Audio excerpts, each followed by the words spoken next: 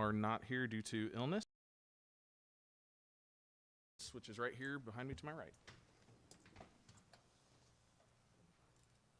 I pledge allegiance to the flag of the United States of America, and to the republic for which it stands, one nation, under God, indivisible, with liberty and justice for all. All right. I need to make a motion to recess the regular board meeting. Second by Mr. Wilson. All those in favor? Aye. Any opposed? Motion passes. Now I'll call to order the Woodford County Public Schools Finance Corp meeting. Can I have a motion to approve the minutes from the July 28th, 2025 Finance Corp meeting? Motion by Mr. Wilson. I'll second that. All those in favor? Aye. Any opposed? Motion passes. Can I have a motion to adjourn the Finance Corp meeting? Motion by Mr. Wilson. I will second that. All those in favor? Aye. Any opposed? Motion passes. Can I have a motion to resume regular board meeting? Motion by Mr. Wilson. I'll second that. All those in favor? Aye. Any opposed? Motion passes to resume the board meeting. All right. Do I have any proposed amendments to the agenda? I do have an addition to the agenda. I'd like to add this under the regular agenda as item E, and that's to approve a data sharing agreement with Acadience Learning Online. The reason this is necessary this evening, Mr. Chairman, is we have been approved for a grant, and we need this agreement to finalize everything. So I would ask that we add that to item E. Thank you. All right. Any questions? All right. We will put that at item E. Data sharing agreement. Is it okay if I reference that when we get to that point? Okay. All right. Up next, we have are there any other proposed amendments? All right. Next up, we have our superintendent's report. Dr. Jones. Thank you. So for this month, I wanted to share some of the community leaders that I've been able to meet with. I worked with met with the Workforce Development Council, and that was an incredible meeting. We had several people around the table really talking about what are the strengths of our workforce system in Woodford County, what are some of the challenges, and maybe what are some of the areas of strategic focus that we want to focus on in the future. And I've also met with Chief Rob Young several times. He's been an incredible partner in really brainstorming around safety, around traffic in the mornings and in the afternoons, and that's been an incredible partnership. Versailles City Council, Midway City Council. I've also met with our Woodford County Fiscal Court, and then I met with our new adult ed director at KCTCS. And then also been in contact with Amanda Bledsoe, our representative, met with Mr. Matt Moore with the Kentucky Center for Safe Schools. We had a really productive meeting, and then also been in contact with Dan Pfister, our senator, as well. Wanted to share just a few community engagement highlights. I was able to be a part of the Family Fest right before school started, and I have to say that was an incredible partnership with our community. Several groups came together to really support that festival, and there were almost 500 students in attendance and their families, so that was a huge success. So we're thankful for those partners that really made this happen, along with our Family Resource Center directors. I was also part of the Unity in the Community event, and that was an incredible event where several students were leading that event, and several elected officials and community leaders were there as well. Couple of the things that we're really excited about, we've had a couple press releases, one about our EMS program, our pathway here, and Judge Kay has been an incredible partner as well to our school system, and he's really been able to partner with us to get this EMS pathway up and running, as well as our fire science program.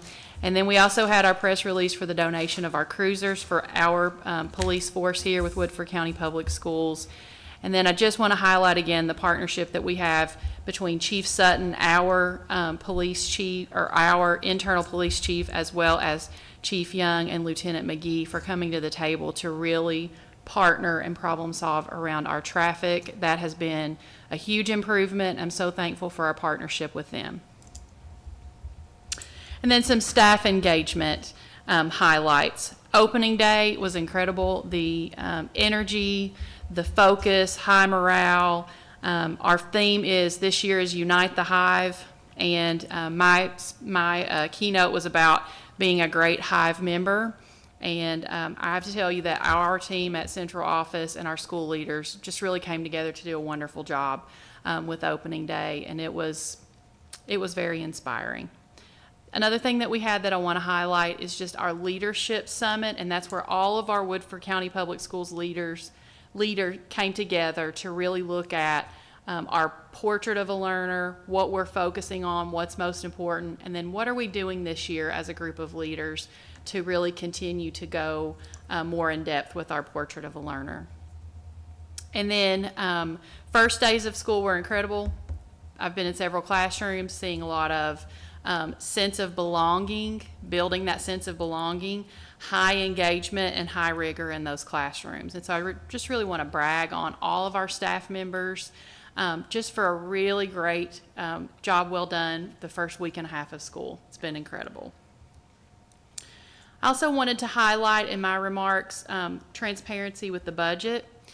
We had our August work session on 8/15/25, and prior to that work session, I asked our board members to identify the questions that they had around our budget, and that was very helpful as our team really prepared the work session around those questions. We do apologize because we did have an internet outage that evening, but we did make the slide deck public immediately the next business day after that, and so we wanted to be very transparent with that.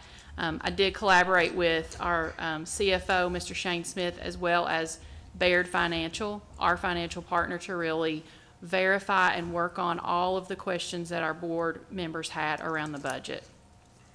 And then in terms of transparency with the community and staff, our team came together to create a one-page summary around that work session, and to really get a summary about those the budget questions and as well as the tax rate overview. And then from the questions that we had from the community members, based on that one pager, we've created an FAQ, a frequently asked questions section, and there's a budget transparency tab on our website so that you can see all of this information there. And as we get questions from the community, we are also posting those with verified answers, and we're also putting our one-pagers and any other communication that we have so that the community, our staff members, I sent out a video to our staff members explaining our budget and our current situation. So we're wanting to be very transparent with all of that. And one other question I wanted to follow up on, our board members and several people in the community have asked this, so I wanted to get answers, and I wanted to be able to share that answer with you. And this is also going to be on the FAQ, the budget transparency FAQ as well. And so the question was, did paying money out of the general fund directly impact the budget challenges we are currently facing? And the answer, the following amounts were transferred to the building fund from the general fund. Some of these expenses or the amounts were transferred not just for the high school project, but I'm going to give you the specific numbers that were transferred. And so in 2019, $600,000, in 2020, $350,000, in 21, $350,000, and in 22, $350,000. That was transferred from general fund to the construction fund. After the bonds were sold in '23, $1,052,299 was transferred back into the general fund from the construction fund. And so all of the expenses that were directly tied to the construction fund were redistributed back to the general fund. So I just wanted to make that very transparent and clear, the answer to that question. And then I have just a few, special shout outs. I do really want to feature, and I know you mentioned it last time, but the number's even larger now. Courtney Quire and her staff, food service, served over 54,000 meals this summer, and I've had so many incredible, just families comment on how much of a service that was to them and their families. And even we have a lifeguard here as well that could vouch for that particular feeding site. And it was just really, I'm just really proud of that. And then I also will have to tell you that a couple of our schools received a grant for fresh fruits and vegetables, and as I'm walking through those hallways, I'm seeing little cups of vegetables and fruits for students to just grab those on their way back and forth to class, and that's an incredible project as well that she's spearheaded. So I just want to give a special shout out to her. And then I also want to give a special shout out to Judge Kay, because our executive judge, because honestly, he has been an incredible partner. And he really believes in our school system and really believes in the success, and I'm thankful for that partnership. It's really stellar, and it's above anything I've ever seen out of a judge executive personally. I also wanted to just give a big shout out to Chief Sutton, Officer Mike Fortney at the high school, and Officer David Clark at the middle school for really stepping up and being part of the short-term solution to our traffic issues. They've problem solved, they've brainstormed, and they've been amazing. And so just want to give them a shout out for going above and beyond on that. And the last thing I'll say is continue to round with teachers, with families, community, and I'm continuing to see that opening day was one of the things from rounding that I've heard it was a huge success. The other thing that I'm hearing is that folks are appreciating the increased communication, both two-way with staff as well as community, and so that's a plus that I'm hearing from rounding sessions. And that people appreciate it's not green yet, it's yellow or yellowish orange, but our budget, we're transparent with it, and so people appreciate that, and we're continuing to communicate about that. So thank you so much. Perfect. Thank you very much. That was a lot of great information. Sorry. No, that's No, it's very perfect. good. That was well needed. I'll say that. Yeah, So, thank you. Thank you. All right. Well, we will move on to our good news report. Millie, I'm going to start with you. You had a pretty big weekend. Yes, I did. I just wanted to give a big shout out to all 16 girls at the high school who competed in DYW on Saturday, and a shout out to all the women that made that possible. It was an amazing event, and a special shout out to Claire Poole, who won DYW as long as a $3,000 scholarship to any college of her choice. Mr. Wilson? Mr. Chairman, last Friday, I had the privilege of attending the first function on our new high school track. They had the Boosters Club for the track had a 5K run and a 1 mile run, and over 200 people from the community participated. Were you there? I don't know if I saw. I helped out, but Good. I wasn't there. Okay. I was DYW. If you were there, I didn't want to leave you out, but the excitement from community members, students, teachers, employees about that facility, it put goosebumps on me. I mean, it was just amazing how excited everybody was, and the track was, I mean, it was just beautiful. Everybody was so prideful. It was just truly a great experience, and I wanted to share that. Very good. Thank you. Dr. Gould? Well, I want to give a shout out to Millie for placing in and getting your scholarship awarded. I saw your picture, so congratulations on that. I know that that's a wonderful program, and it takes a lot of courage to participate in that as well. So I appreciate that contribution. I wanted to share that we are going to have a public schools wellness fair. You guys should have some information coming home through our students and on our Facebook pages and all of our social media outlets. This is going to occur on September 12th in conjunction with the home football game. It'll start a little bit before the football game and run through halftime. We have a lot of community partners that are coming out and sharing about their services and all different types of wellness opportunities that are offered in our community. So, and a big shout out to the committee who put this together, including Miss Amy Oates, who is spearheading that committee. Struggling with my words tonight. It's been a busy day. The other thing I wanted to echo Dr. Jones in the traffic flow. I mean, those of you who have been tuned into these board meetings know that I have been chirping about that for ever since January. So I am just beyond pleased with the traffic flow and to see the partnership through our police force, both our SROs and our city police force to make that happen. And thank you, Dr. Jones, for being an advocate for that as well. It has made traffic patterns so much safer, I believe. I've gone through them as a parent, dropping my kids off, and I'm just really excited about that. Kudos to all the parents and guardians and families out there and teachers and school staff. We have made it through the first week. Heading into the second, we've rounded the corner. So I know that the back to school activities, as fun as they are, can be a little bit overwhelming. And I want to just say thank you to everyone who made those possible and welcoming our students back into our buildings as well. And a big shout out to Dr. Jones for all of her work she's done. And I cannot say I've been a community member or working in this community for most of my life, and I don't remember our school superintendents ever being as transparent about things as she has made the efforts to. And I know that there's been a lot of, I follow the social medias.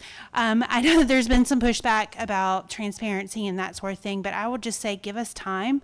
I think this is going to be a thing that you will continue to see with Dr. Jones at the reins here. And I'm just so very excited about what our future holds in that area. So I'm hoping that everybody follows along and just gives patience as we continue down that process of transparency. I think it is so vital to our community and our partnerships that we build within our community members, as well as just having every member of our Whitford County greater community trusting the decisions that we're making and what the path of those decisions look like. So, and thanks for everyone who's watching us from home, because I'm sure that this is a meeting that is probably well attended virtually as well. So, and I want to encourage everybody to let their voices be heard and to come and be present in our board meetings. Everybody has an opportunity to speak, and that is a really great platform to get your voice out and directly to us as elected members, as well as our superintendent and other folks that are consistently spending their Monday nights in this room with us. So please come attend and share your voice. So that's it. That's all I got. Thank you. You're welcome. Well, I'll finish this up. I always think it's really great when school records get broken. I think it's an amazing feat. And so I just want to give a shout out to Bradford Lacefield, who beat the record for Whitford County High School boys golf team for most career tournament wins. So great job. It looks like that almost a 20-year record. 2007 is when that was set. So great job, Bradford. I also wanted to add on, Millie started with the DYW Distinguished Young Women Scholarship Competition.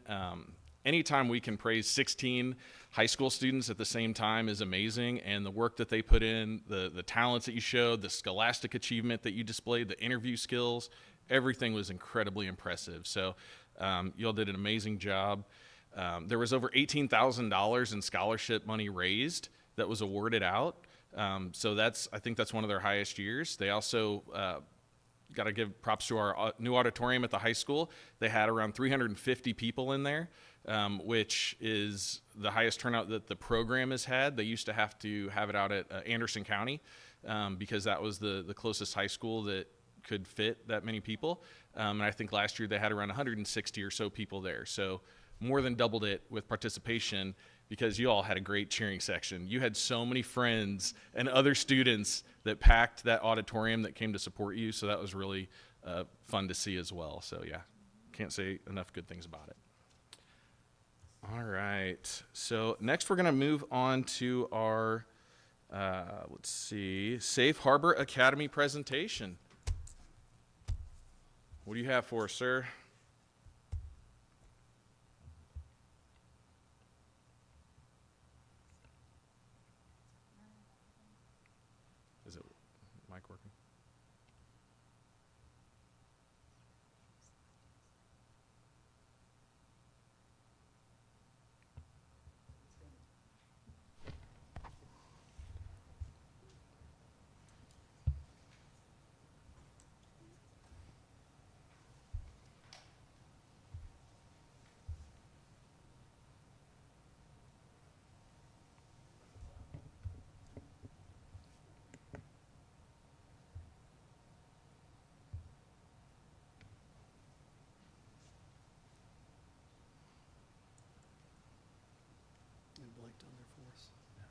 and it did blink.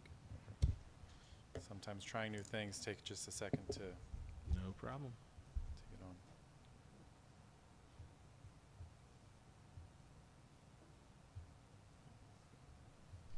That's actually why I was late today. I thought the meeting was at Safe Harbor. Oh. So I stood outside of the Safe Harbor doors for 20 minutes trying to be let in. So I'm glad there's a Safe Harbor presentation. I got something right There today. you go. There you go. Mr. Culbertson, thank you for being the guinea pig on the technology. It is all good. So while this is, while we're working to get technology working, glad you're here. First and foremost, thank you. I need to recognize several people. Part of Woodford County Alternative Education Programs includes several programs. Before I jump in, I guess I should introduce. I'm Logan Culbertson, principal in Safe Harbor, but also Woodford Virtual Learning Academy. And there are several different people that we need to recognize. First and foremost, thank you to our superintendent, but also to our board, because we couldn't do anything that we do without the pieces that you drive and do, getting community feedback, communicating, collaborating with all stakeholders. So thank you for that. Also over on my right side, Kristen Wilson and Carrie Householder are our guidance counselors for not only Safe Harbor, but WVLA as well. And I'll just go around the room. But everybody from Mr. Wells as assistant superintendent, HR, you've got curriculum instruction over on my left and my right. So you've got Susan, and you also got Scott and Ryan, and technology, Josh. Thank you, and we're getting there. But we thank you for everybody's support, because we couldn't do individualized career opportunities and pathways without that team support. So first and foremost, thank you. And I think here we go. Yep. All right. So with that said, there are several parts that fall under our Woodford County Alternative Education Programs. Safe Harbor, everybody knows about. It's our in-person program that has 35 students for our in-person.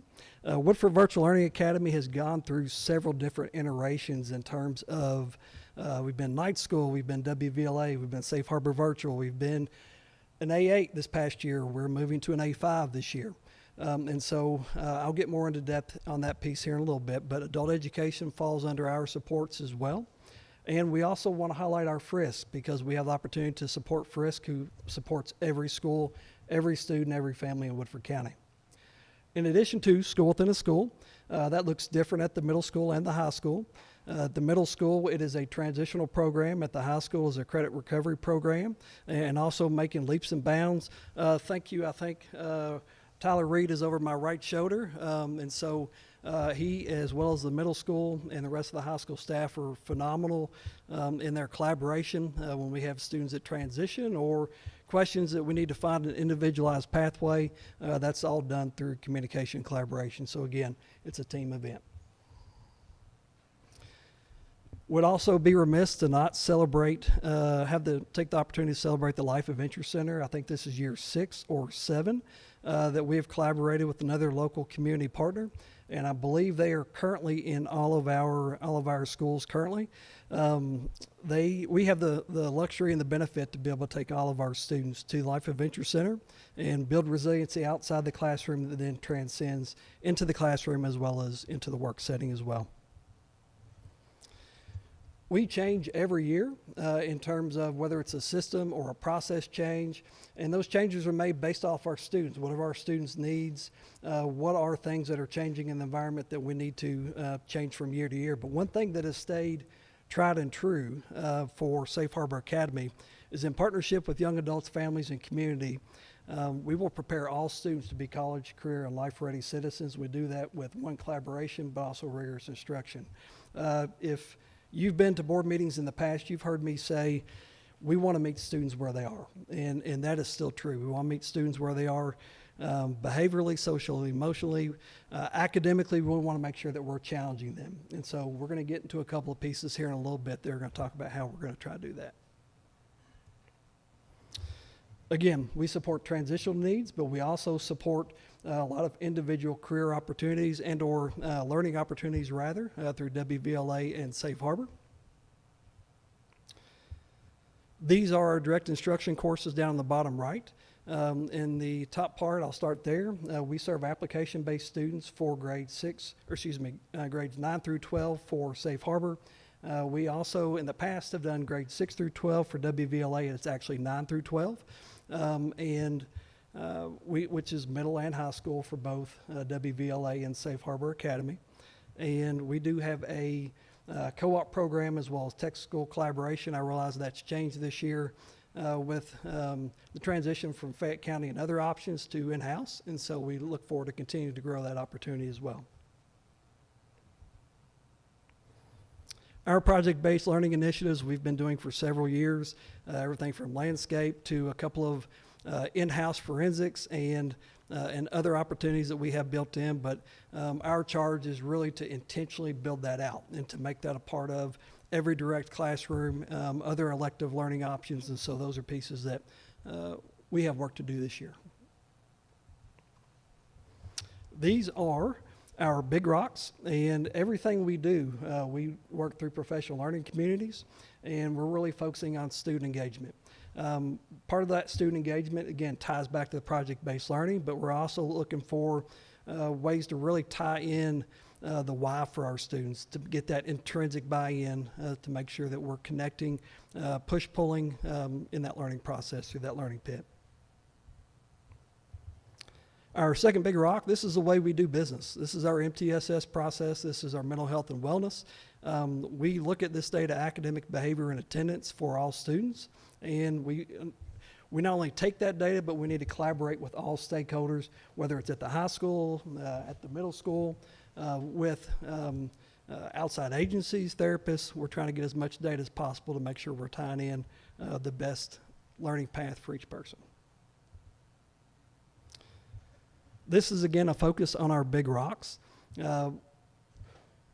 This piece really looks at really our leadership charge in terms of we continually have to be providing clarity. We have to be collaborating with all stakeholders. And again, our push for this year and our push always, part of our continuous improvement process is increasing 1% or improving 1% every day. These are some of the pieces we've already worked through on our project-based learning. We're going to be fleshing that out with our Lighthouse this year. We have a couple of service learning opportunities with Huntertown Interpretive Park and Sioux Finney, and looking to, again, make that more intentional and, I guess, more systematic through our offerings. We are not traditional alternative ed. People think of alternative ed and think of 70s, 80s, 90s, pick your favorite old movie, and we are not that. We are an individualized learning pathway opportunity for each and every student. That has been our charge in terms of community, family engagement, in terms of changing the hearts and minds. We continue to fight that battle. We've got great young adults, great leaders, and it's a matter of connecting them to best serve as they choose their direction in life. So, next steps, I'm going to leave that out. Portrait of a Learner, really been making some continuous understanding and growth from a student and adult perspective, continuing to work on those pieces. STLP we started last year, look forward to having a team this year as well. And the other pieces are pieces that have been a carry forward from year to year. Here is our alternative programs. Previously, A5 Safe Harbor Academy is a district-run alternative learning, a district-run alternative learning program. We were last year, our WVLA is an A8, so it would have been separate. We've reconnected that. That does fall under Safe Harbor under our A5, and so that is our new org layout.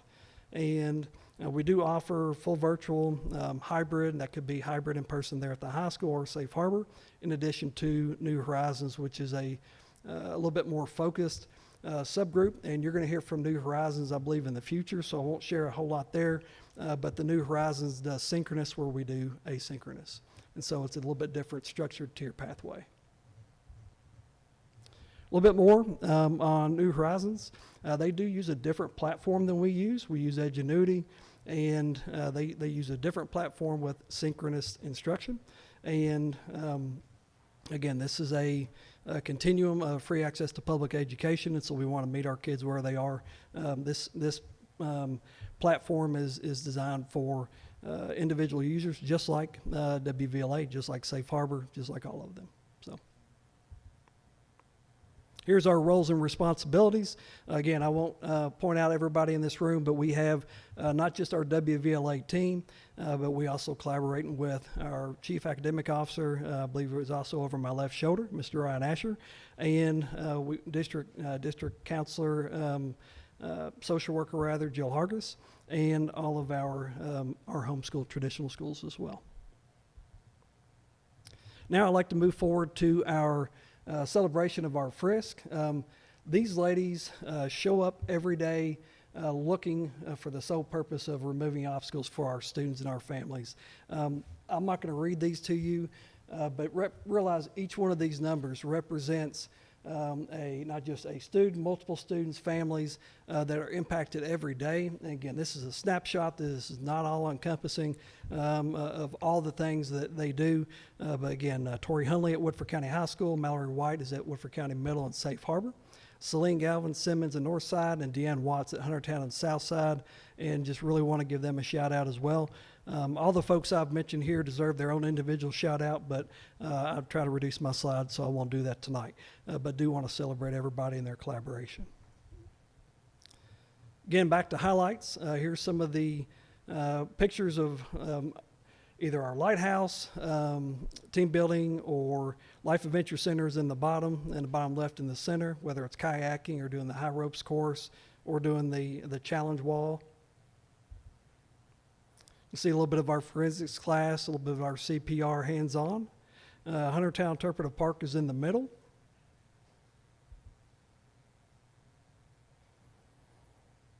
Again, these are all pictures of our students, our faculty, our staff. We're in the people business, and we've got great people. And so it's my privilege and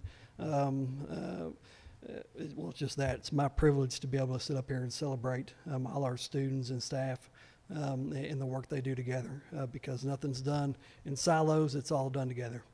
And that's all I have. Chairman, I'd like to thank Mr. Culbertson for coming this evening. I've known you for a while now, and I can't tell you how much I respect you. The words that I'm about to say are not only for you, but everybody that works with you and touches students. You brought out that you all want to remove obstacles from our students and parents, and nobody does it better than you and your staff.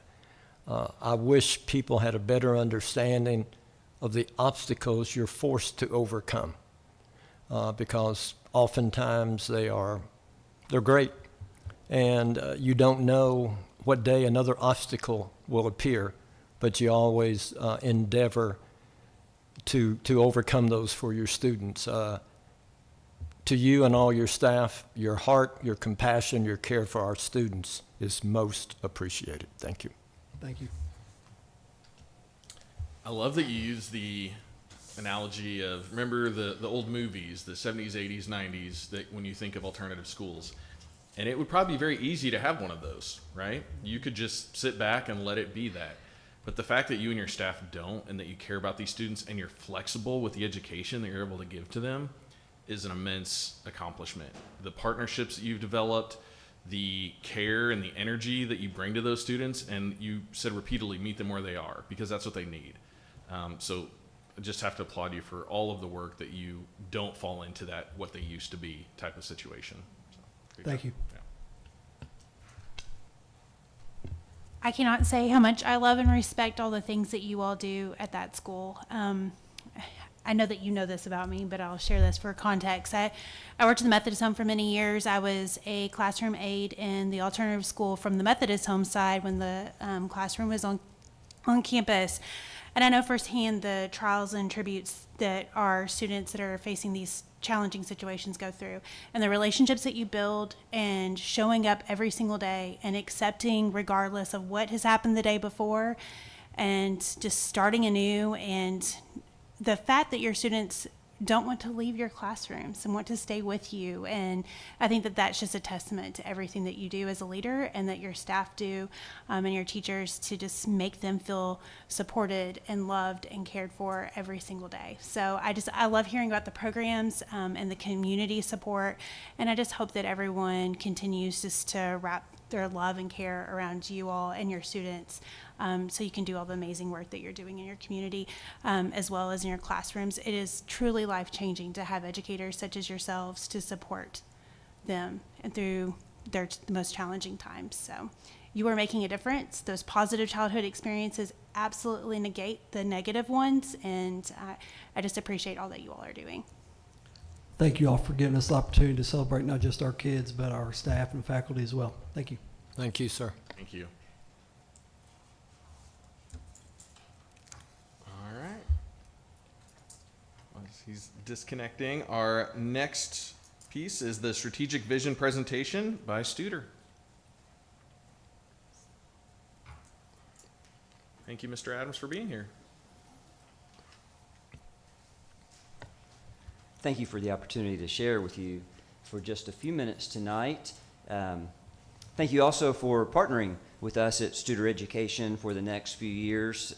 It'll be a joy to be here in Woodford County. Thank you also for your commitment to the facilities in Woodford County. I was able to drive by the new high school, and goosebumps is probably a really appropriate word for opening a new school in A1 high school community. Thank you also for a willingness to support alternative education the way that you do. We need that in Kentucky. We need that throughout our country. So thank you for that. My name is Bill Adams, and you probably first heard of Studer Education at KSBA or KASA with Dee Dee Ashby. Dee Dee and I are the Studer Education coaches, primarily based in Kentucky. And so just very quickly, I spent the majority of my career in Meade County, just about an hour and a half west of here. This is my family. My wife still works in Meade County schools as the language learner teacher for the district. 2 daughters, one in South Florida and one in Chicago, both happily married. Studer Education partners with school districts and really other organizations all throughout the nation, but these are the school districts that we partner with in the state of Kentucky, and Dee Dee and I cover those. I won't read all of this to you, but I think it's important that we share from the very beginning that what we do is we don't come in and say, okay, this is what we're going to do. We come in and meet the school district where they are, and try to match where we are with what we do next. And what matters most to me is that the work that we do prepares each and every one of you all to be more successful at the work that you do. And so I like to think of it if we have an opportunity to work with people in Woodford County, and that we go home and it feels like, oh, that was extra, or if it feels like that was off track, or if it feels like that was more, then we missed the mark.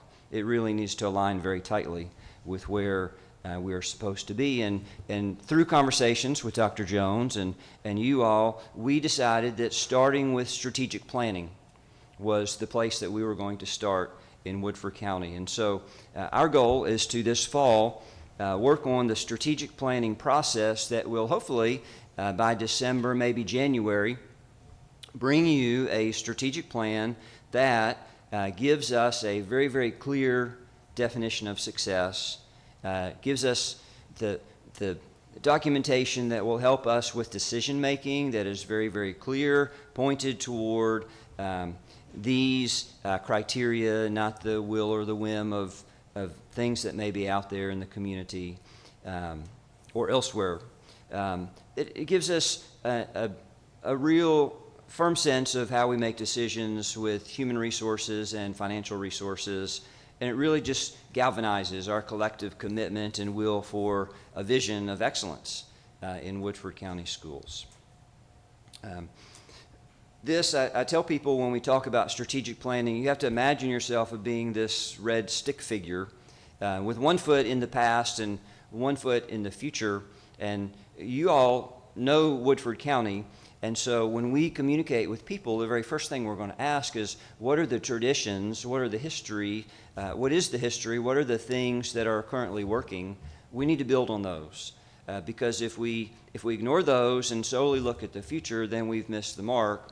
In the same vein, if we solely stay in the past without a forward-focused vision, we miss that too. So we'll be asking you to have one foot in the tradition and history of the past and one in the future.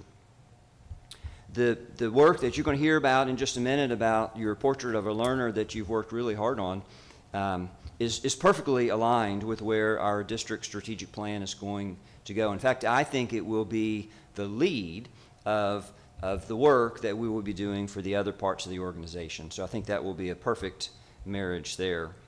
I also think it'll really go nicely with Kentucky Department of Education's local accountability model that is coming on board, because this strategic plan that we will develop will really help us determine and prioritize the measures that matter most. And once we find those measures, to be able to align actions and tactics and strategies that will help us accomplish those, and it puts a measurement tool in place that we'll be able to keep at the forefront. By January, we'll have a strategic plan, and so sometimes I'll say, well, great, big deal, we have a strategic plan. We can either A, make it a nice, pretty poster that we put on the wall and it changes nothing, which is not the answer or what our intended goal is. Or we can make that be the driver of impact and improvement for the Woodford County schools for years to come. And so we say we do that by 6 key characteristics. One, we view the strategic plan as the beginning. Well, it's not the end product, it's the beginning of the work that is to come. And then we put a plan together to communicate this. So if we have a collective vision but tell no one, we really don't have a collective vision. So we'll have a communication plan. And then we take this document, which has high-level goals, and really put strategic measures to each of those success criteria. And we put a strategy for each of those measures. What are the actions or tactics or strategies that will help us accomplish those measures? And then we monitor them on a regular 45-day cycle, and we'll have Dr. Jones bring you a report at least twice a semester, so everyone will be in the know on where we are with the plan. Our timeline, you have already approved beginning the process with us, and so the next step will be to gather stakeholder input from what we call focus groups. There will be 7 of those. You all as the Board of Education, a group of parents, students from the high school, certified employees, classified employees, community leaders, and administrators will be asking the questions, what are the things in the past that we love about Woodford County, keep doing these, never change those things, and how can we improve some of those things? We'll take all of that data, and then we'll form a steering committee, and that group of individuals will meet. Their first meeting, we believe, will be October the 23rd, and they'll take that big pile of data that has come from the community stakeholders, and they'll start prioritizing it into buckets, which will help us sift through our strategic priorities. We think by the second meeting of the steering committee, we'll have a working draft of a document, and then we'll take that working draft and we'll turn it into a survey that we can push out to the stakeholders again and have them check our progress and see if we need to change anything on that draft. I put those dates targeted November 13th in orange because the survey committee or the survey team that prepares those surveys is based out of Pensacola, Florida. I need to work with them to make sure that works with their time frame. So that may have to be pushed back just a little bit. Nonetheless, we'll still be in great shape to meet our January deadline. Then we'll go to Christmas and then come back, and in January we'll start working with the Central Office Hive group and the district or the principals at the school level to begin learning what the scorecard process will be in advance of the strategic plan approval, which we intend to be at the January 26th meeting, which will present the draft to you. Essentially, what you will see in January, this is a template of a strategic plan. It'll be a one-page document that will have at the top our vision, mission, values, branding, logo, tagline, all of those things on it. And then it will have 3, 4, 5, typically, big rocks or pillars or chunks, whatever we choose to call those, each of which will have a working definition of what those words mean. And then below them, we'll put bulleted items. If we are to be successful in this pillar, these things must be true. And those will be high-level things that we will take down the road to put measurable goals and objectives to them. That's the outward-facing document. That would be the thing that we would make a poster out of, that we would, when we go to the Chamber of Commerce, pass that around and say, these are the things. This would be what we would communicate as our document to our staff and employees and people who move into Woodford County. Just a few examples of strategic plans that have come from different places. This one from a district in Kentucky with 4 pillars. This one is from a district in Wisconsin. It has 3 pillars. It has a little bit of a different design flair to it. This one has 4 traditional pillars. This one has a little different design look to it with 5 pillars. This one has 5 as well. And we will say that our main focus will be on words and language and the goals and the objectives. You all will make sure that it matches your branding and logos and things of that nature. It will certainly help, but we'll make sure that it feels Woodford County-y to you all. So again, I thank you for the opportunity to share with you just a little bit of a very quick overview of the work that we will begin doing. Any questions for me? For your presentation this evening, and send my best wishes to Dee Dee. And also, Dr. Jones, thank you for tackling this project right out of the gate. Thank you. Thank you, sir. Thank you. And I'll say, I love a good timeline, so thank you for putting that together. I love goals and having set places in the future to look for, so I appreciate that you brought that as well. We feel really confident that we can meet that timeline too. I like the streamlined look of things. I like that it's easy and people could comprehend it very quickly by just taking a look at it. So I appreciate the different options as well of what that can look like, as well as measurable goals and objectives to guide us in our path. So. When that is the big work that is to come. Yes. And that's what will drive us in Woodford to success. Yes, that's what I appreciate about that very much. Thank you all. Thank you very much for being here. All right. Next, we're going to move to our curriculum and instruction update with Mr. Asher. Oh, I'm sorry. I did. Yep, I did skip. We're going to do the new high school project update with Mr. Smith.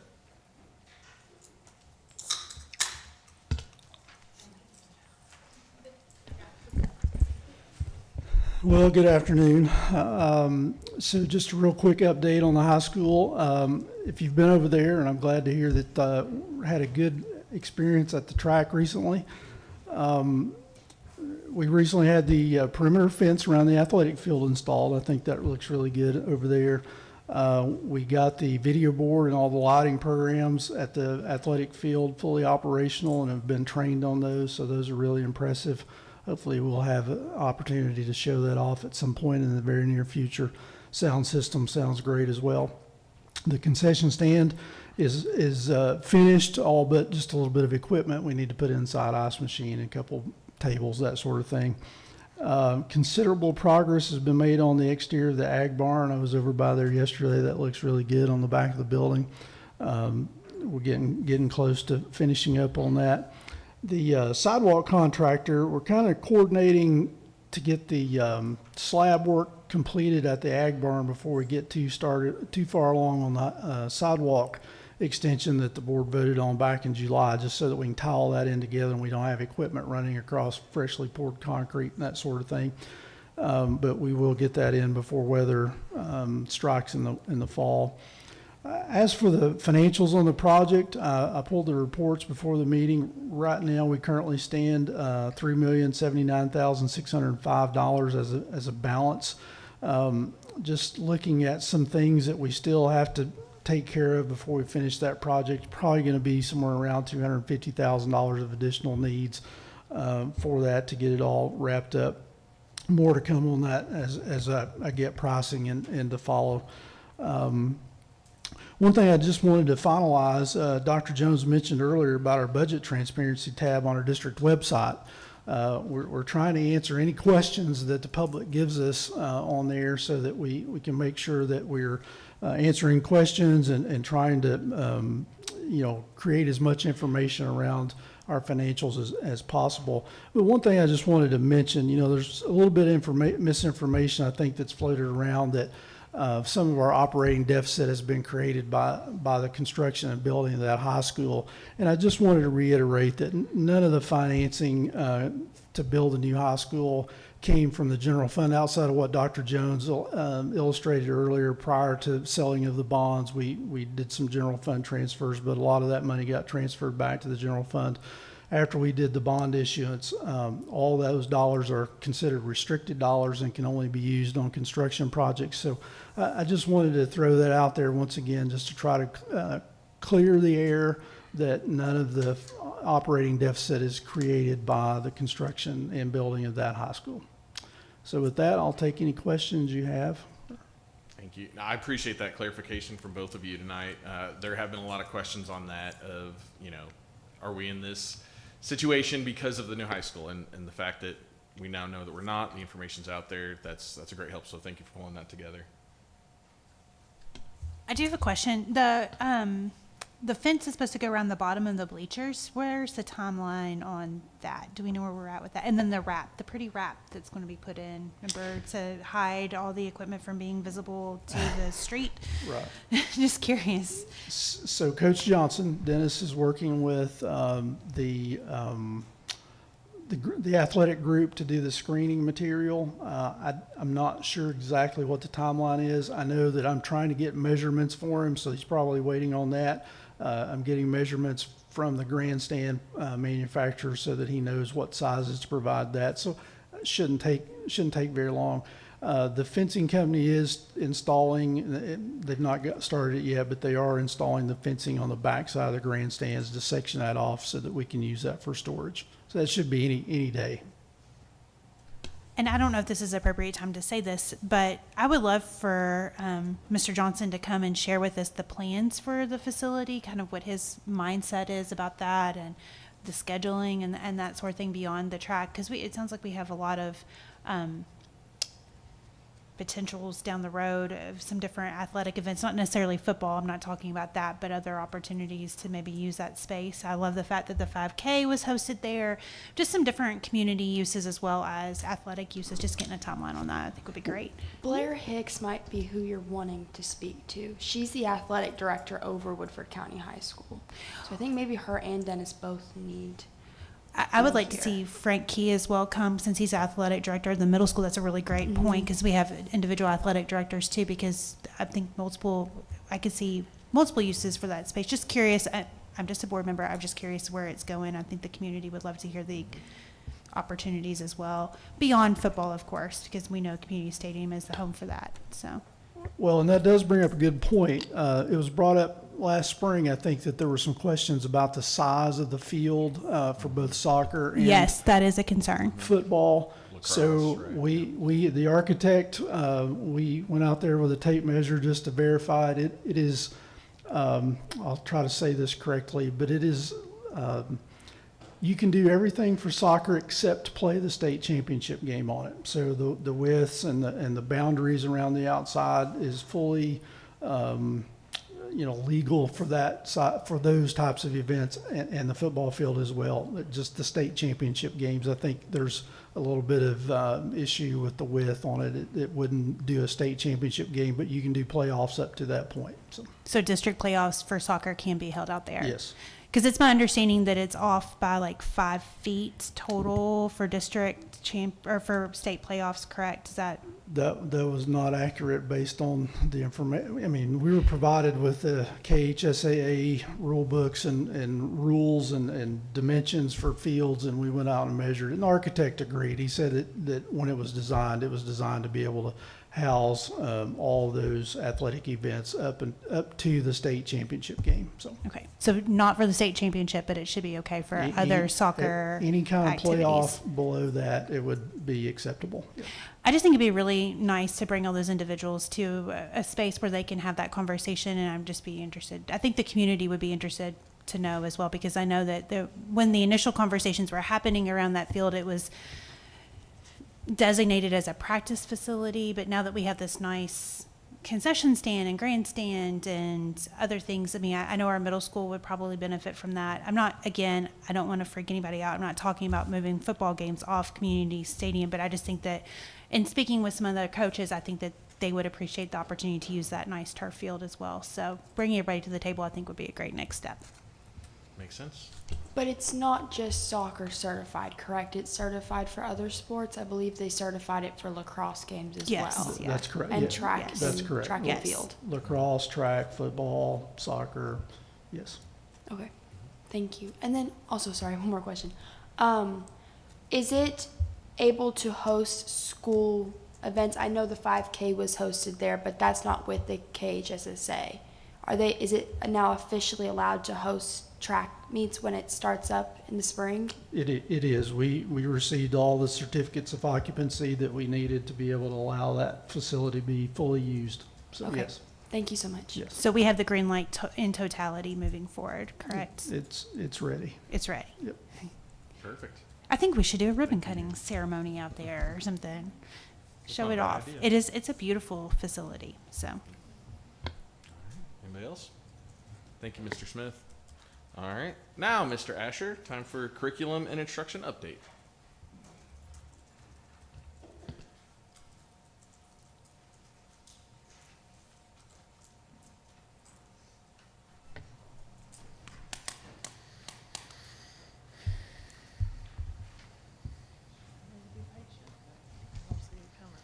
Be patient.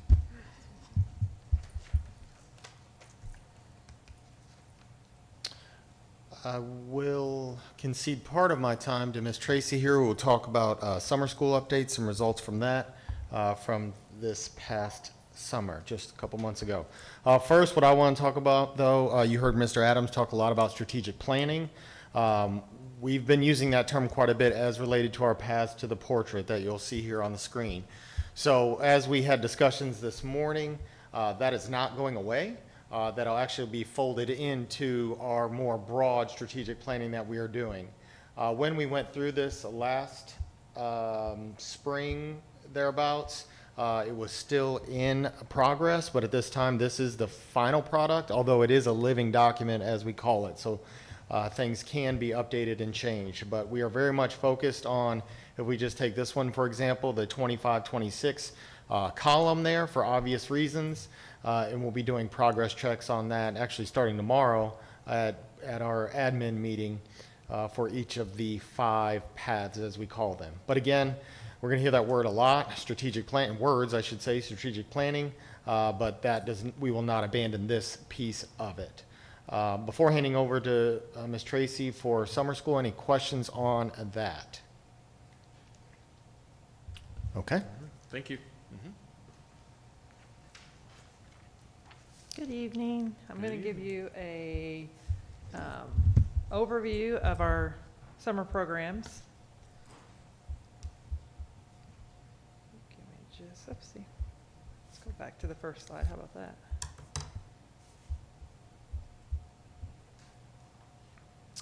Okay. You're going to see the most information about our elementary because it is a program that is an enrichment and intervention program.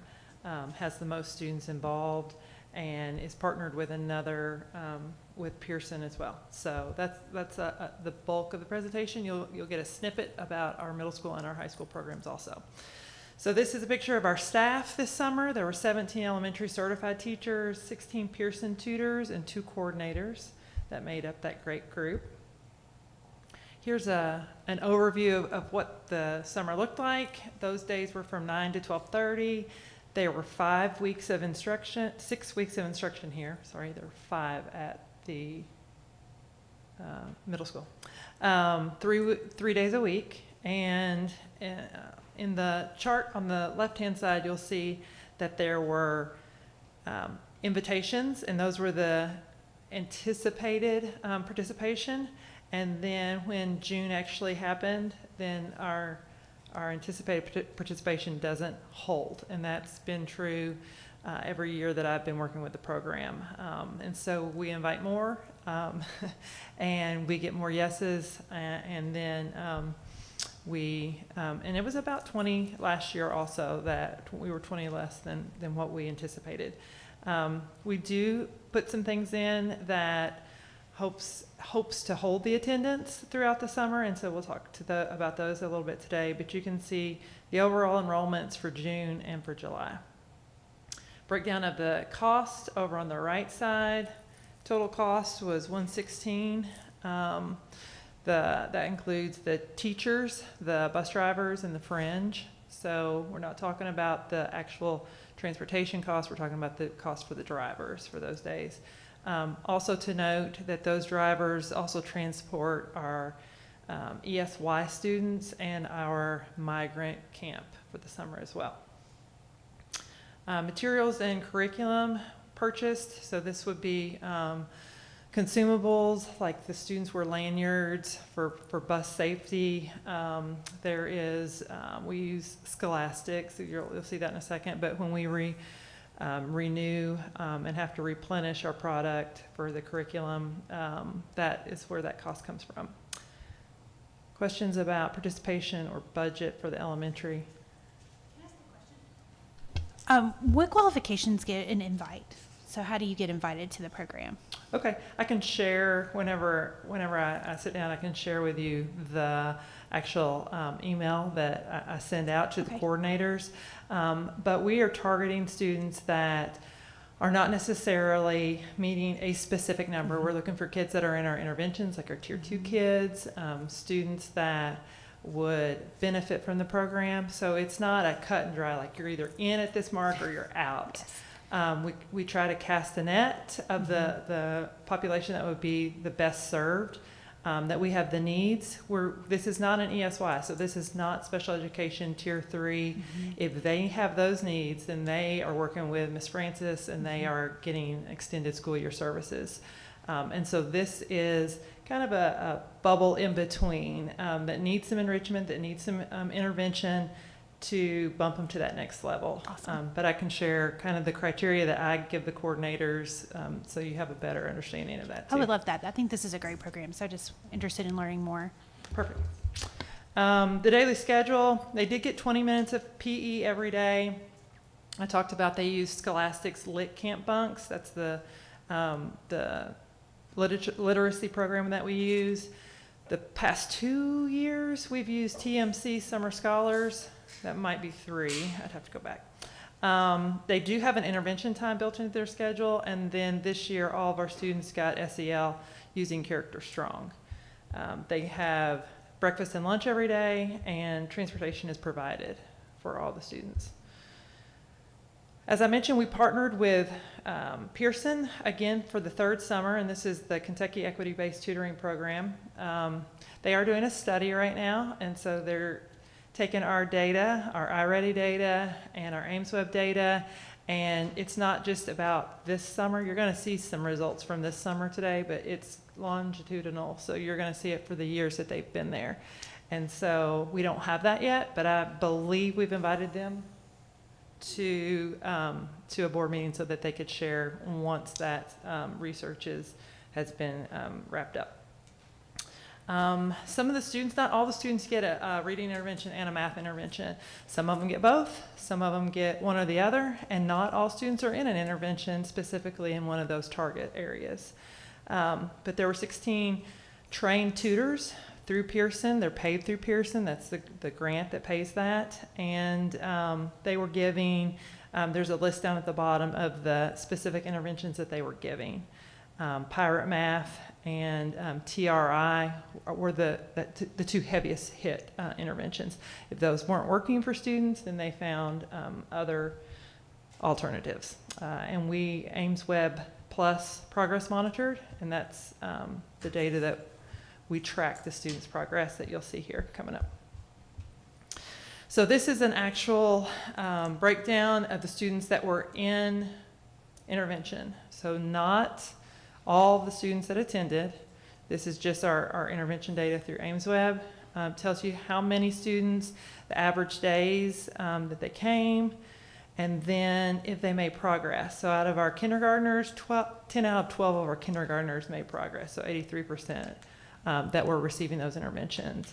72% of our first graders made progress, 54% of our second graders, 46% of our third, and 71% of our fourth grade. Gets a little bit more specific in the last column because it's talking about the actual intervention. So they break down. Questions? I don't want to go too fast because it's probably the first time you've looked at it, so I'll give you just a second, and then if you have questions about that. I'd be interested to see, like, I can't wait to see the iReady scores and see how that prevents that summer slump, you know, because, you know, we normally have lower iReady scores. Of course, I'm telling, yes, in the fall. So I can't wait to see that.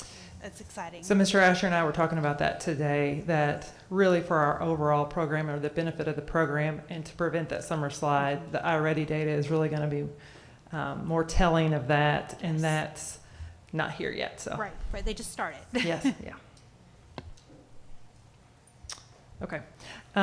So I told you we tried to encourage the attendance with some opportunities for the students. And so at the last day in June, there's an Enrichment Learning Day, and Pearson has partnered with our WEEF, our Woodford Educational Endowment Fund, the past couple of years to host and pay for an Enrichment Day with snow cones and bouncy houses and slides. And so those are some of the smiling faces from that day. And then for the third year, we've taken a field trip, and this has only been, we have only been able to do this while we've been partnered with Pearson because, again, they partner with WEEF and they fund this, but they had a great opportunity. We have two coordinators for summer school that work in the operations side and the curriculum side, and that's Sandy Southworth and Heather Moffett. Sandy works on the operational side of things, and she has planned for 3 years in a row a great field trip. And so you might remember 2 years ago, they rode the railroad, and they had a book, and it was all connected with our railroad. And then last year, they went to the Kentucky Castle. This year, they went to different horse farms. And so we saw Horse Country is who she partnered with, but the kindergartners were at Gainsboro. The first graders were at Adria Stud. The second graders were at Lane's Inn. Third graders were at Pin Oak. And fourth graders were at Resolute Racing. And so they did things from feeding and grooming to hearing about racing horses and designing jockey silks and what that entails. Sandy's going to come up here in a second, and we're going to present you guys, and we can put it wherever we want, but there's a 10 by 14. Let me go through the other slides, because once we get it out, I'm going to have to help her put it back up. So just know that that's coming, that Horse Country donated that to us, and we'll find some wall space for that. So we appreciate those partnerships. Questions about any of the elementary enrichment, field trip, data? Just thank you for including fun into summer school. I mean, I think it means a lot to those students that it's not just more school during the summer that takes away what they might think, but you're incorporating enrichment activities that they get to go out, they get to have fun, they get to see something that they probably wouldn't. So I think it's a fantastic idea, and I love that you partner with Pearson and WEEF. Those are great organizations, so I thank you for just putting all that work into it. It's been a great program, and I can't thank Sandy and Heather enough for the work that they put in during the summer. Marita Baker is the head of the Pearson partnership, and she's been fantastic for us also. Middle school and high school, so when we're talking about the budget for our elementary, that does come out of a fund that's set aside for our summer learning programs. But our middle school and high school are funded out of their ESS funds, and so that is school driven. I just gather it just so I really don't tell them what to do with that or how to do it or anything like that, but I wanted to collect enough information that you know what's going on in those places also. So the middle school this year, they only had 2 students that needed credit recovery. One student that family decided that it was in their best interest to not attend, and so they took the alternative route. And the second student recovered 2 courses. There were 10 students that they hosted this Tiger Summer Camp. I think it'll expand next year. Ms. Hefner, she is the new dean. She was not the dean when she took this on, but she is now. And she worked with them, brought some ideas from other places that she had been, and I think that will expand next year. But it's more of an enrichment, targeting math and ELA. I know less, Ms. Gould, about how they targeted those students, or if it was open, but I think that was a stepping stone. That was just trying to get the program rolling. And so you'll see their budget down at the bottom, what was spent. They did have transportation provided if they requested it, and it was, I think the only student that took advantage of that was the credit recovery student. And then breakfast and lunch, they were provided that as well. And then the high school, if you have followed our high school in the past, this is a much lower number of students that were involved and teachers that were involved. It was only 51 students this year, and that is a direct correlation to their winter school that they had last year. And so we recovered so many credits during winter school that the needs for summer school were drastically reduced. And so they only had 1 week of summer school, which it's at least been 2 weeks in the past, and some virtual as well. But they recovered 57 credits. You can see the cost out of their ESS money, and they recovered 65 credits in the winter school, and that's the reason that they did not have the high numbers that they'd had in the past. So Dr. Smith oversaw the program at the high school, and it was a well-oiled machine, so I appreciate that too. Any of those questions about middle or high? So only 2 were invited at the middle school and 51 were invited. How does that, and you might not know this off the top, but how does that compare to either last year or the year before? Is it a pretty strong downward trend? It is a downward trend. So the middle school has been trending down. I don't want to put a number on it without looking it up, but we were like around 10 last year, or 9 or 10, something like that. Whenever, they're working to the very last day to that last, really the last bell, to see if they were passing their and if the need is there based on their site-based policy agreement that's in place for their retention. But COVID, right after COVID, those numbers were high, and they have gone down year after year after year. And then the high school, if you put the 65 from winter and the 51 from the summer, then you're going to have a much closer number to what they saw in the summer in the past. So it was well at over 100 credits last year. For some reason, the number 127 stands out in my head.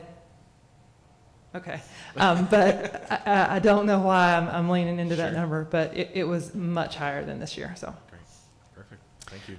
Okay, if no questions, then Sandy and I'll show you the poster, and then we'll wrestle with it to try and get it put back away. Thank you. Yeah, so while they're doing that, I also want to mention the School Within a School program at the high school, which has been revamped and has really helped that recovery over the course of the year as well.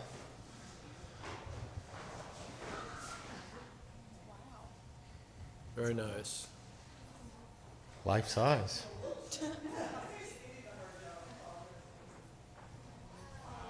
Very nice. Is it signed? Ah, students signed it. Very good. To close, just some realities about summer school, particularly the elementary piece. Susan mentioned our partnership with Pearson several times, and it has been very beneficial for 3 summers now. It was only supposed to go 2. They were able to extend 1 more, but we're done now. We would certainly have them back, but that was the length of their grant that they had. So we do have to fully recognize that those resources will go away, both financial and staff. And then just also considering our uncertainty right now, we're on hold with our plans for summer of 26 at this point. We certainly want to have programming once again, but, and this is specific to elementary, as you can see, that's much more expensive and just extensive in what we do there. But in the here and now, until we know our budget outcome, we will put that on hold and just wait and see.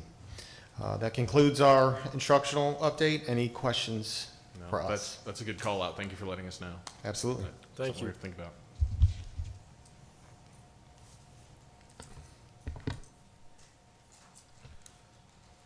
All right. Do we have any? All right. No public comment. Can I have a motion to approve the consent agenda? So moved, Mr. Chairman. Motion by Mr. Wilson. I'll second it. All those in favor? Aye. Any opposed? Motion passes 3-0. Can I have a motion to accept notification of personal matters? So moved. Motion by Mr. Wilson. Second by Dr. Gould. All those in favor? Aye. Any opposed? Motion passes 3-0. Can I have a motion to approve the July financial report, treasurer's report? So moved. Motion by Mr. Wilson. I'll second. All those, well, we're going to have, actually, you talk about it before we do that.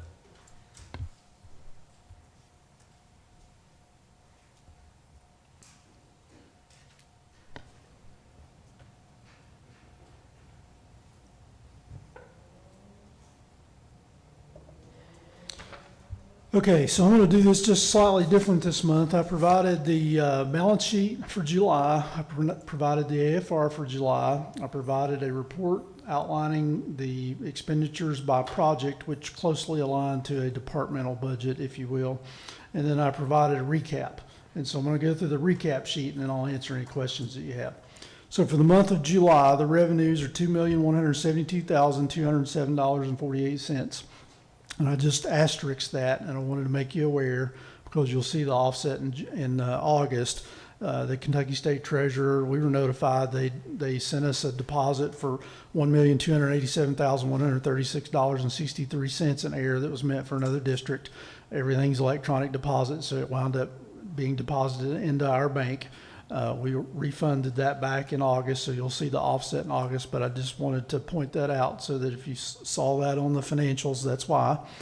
The expenditures for July were $1,979,228.75. Of that, salary and benefits were $713,498.62. Non-salary and benefits were $1,265,730.13. And I just put a little pie chart on there and stipulated July is one of those abnormal months for our expenditure standpoint. Normally, all of our months, and as I've outlined previously in budget discussions, our salary and benefits is 81% of our total budget. July is the exception. It's because the teachers haven't started back yet. We haven't fully gotten them on payroll. We pay a lot of annualized expenditures such as property insurance and that types of things. So that's why the ratio is a little bit backwards from normal for the month of July. Yeah,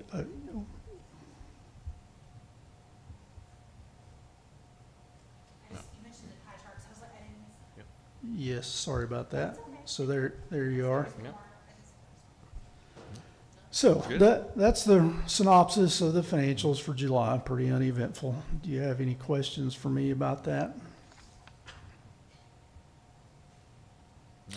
And just a reminder, our budget transparency sheet on the district website, we encourage anyone to go there.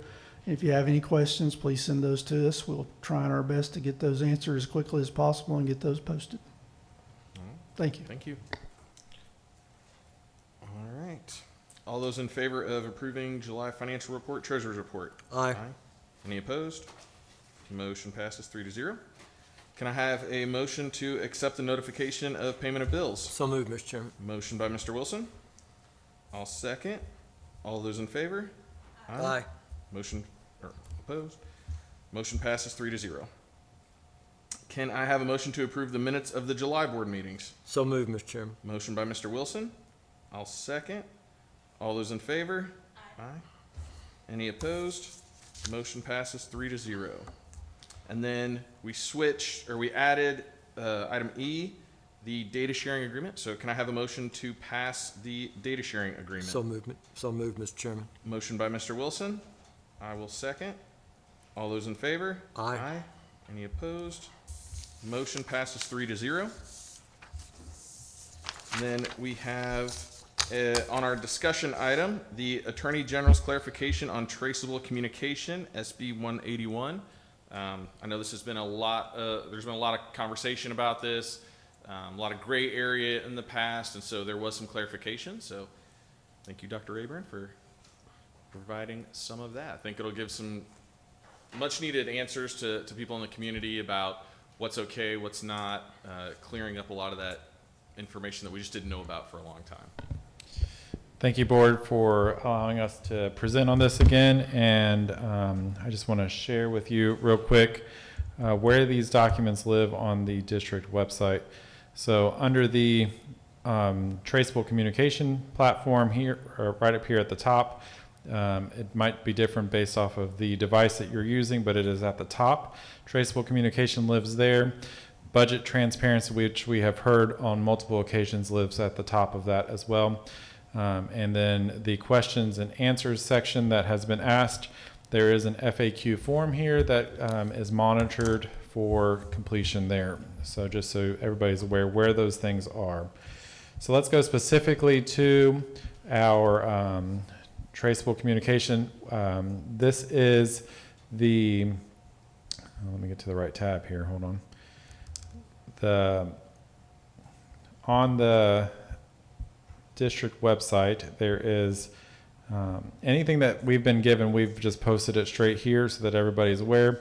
Here's the opinion document from the Attorney General, which was dated August 1st, 2025. And while this document pretty much lays out exactly what we have said in our presentations, we do have some things that we want to update just a little bit on. Some of the clarifications that the Attorney General has released on their opinions is related to student workers and student volunteers. They say SB 181 does not apply to student workers or student volunteers. The use of social media, while it still does not encourage, like ours has to Friend, it does say that it is direct messages only, so public commenting on Facebook posts and other social media posts are okay from the teachers and students, volunteers and students aspect. Our guidance still stands that we don't recommend that a school teacher, staff member is a friend of a student. And then does it apply to student teachers, or I'm sorry, substitute teachers? The answer still is yes, it does. It applies to all employees within our district. The Attorney General opinion also says that the law doesn't distinguish between school-related and non-school-related communication, which we mentioned before. So all communication between a student, a school district employee or volunteer and a student must be through an approved traceable system unless an exception applies.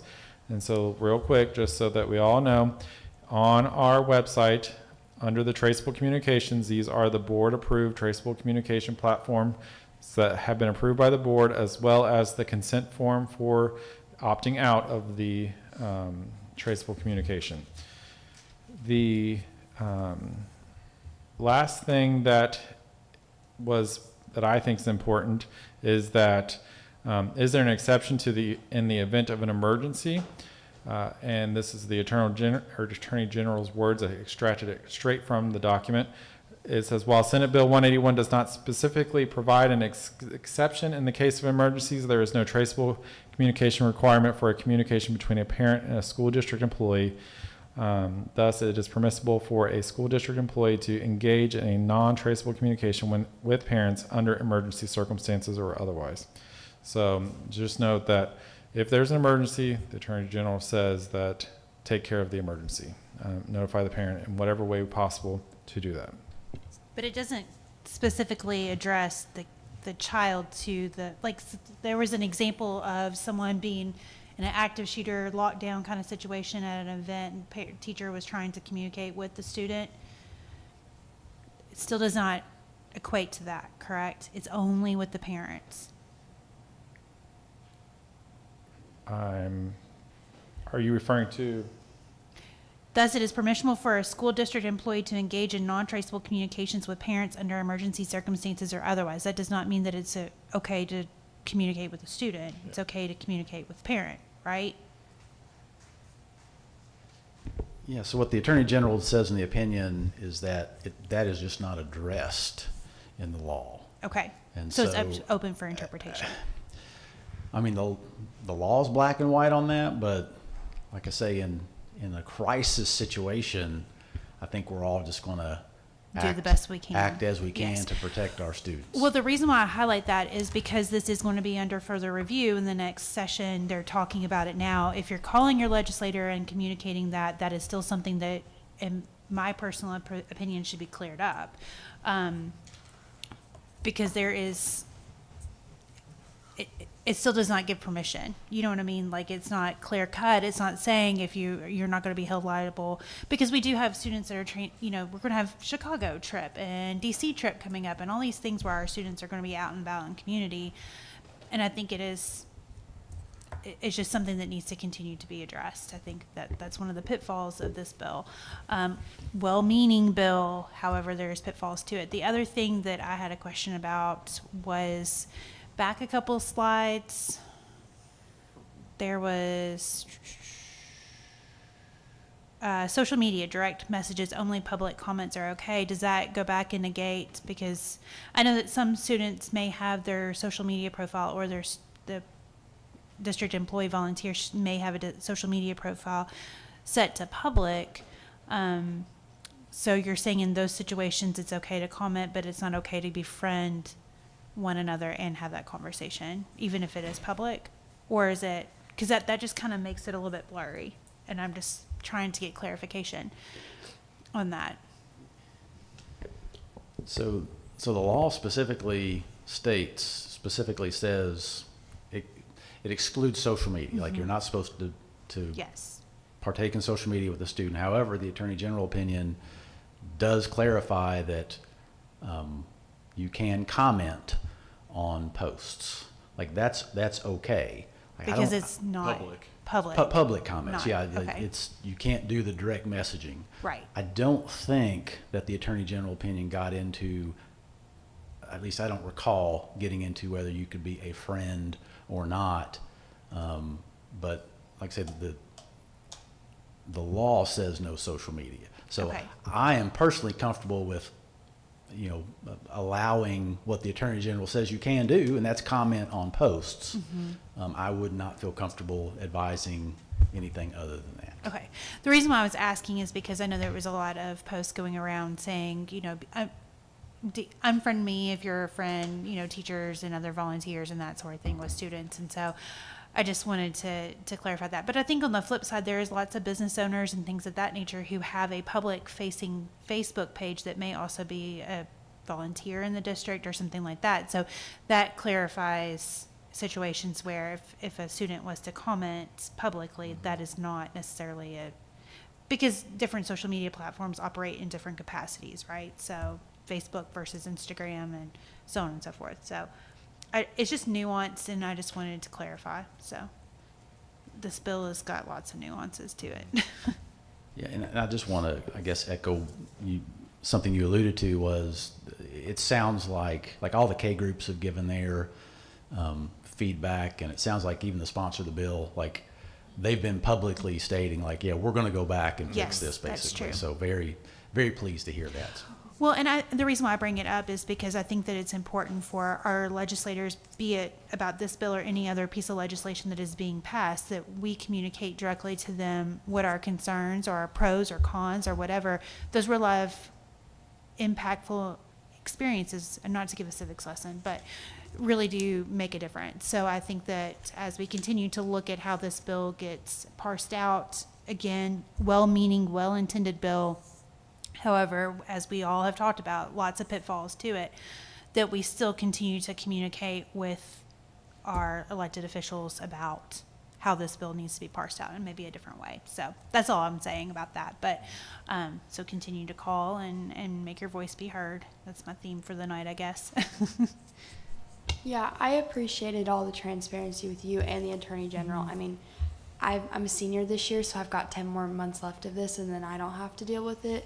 But with a lot of, I'm not all knowing. I don't know everything. But even with being in this position, I have a lot of students come up to me and be like, well, my best friend's mother, she's a part of the school board, or she does this or that, and I don't understand the guidelines on what I can do and what I can't do. So this clears up a lot, so thank you. Thank you. Yes, thank you all very much for being diligent about this, especially. And Millie, just so you know, there is a student section right here for students to look at as well. So, Thank you.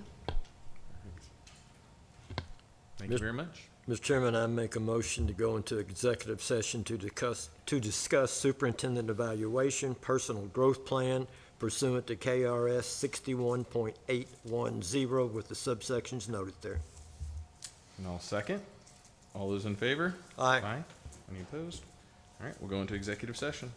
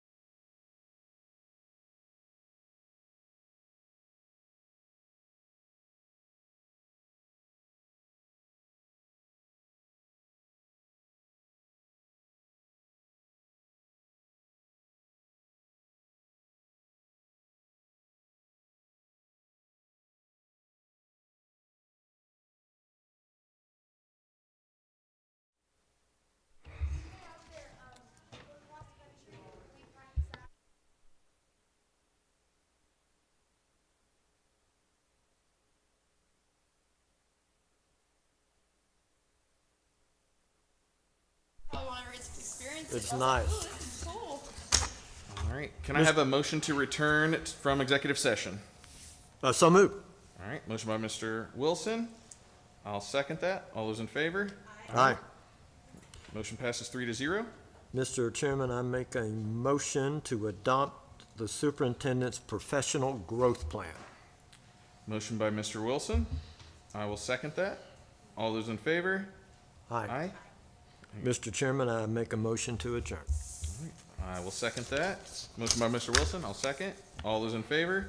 Aye. Motion passes 3-0. Thank you, everybody. Thank you all very much for coming and the great information.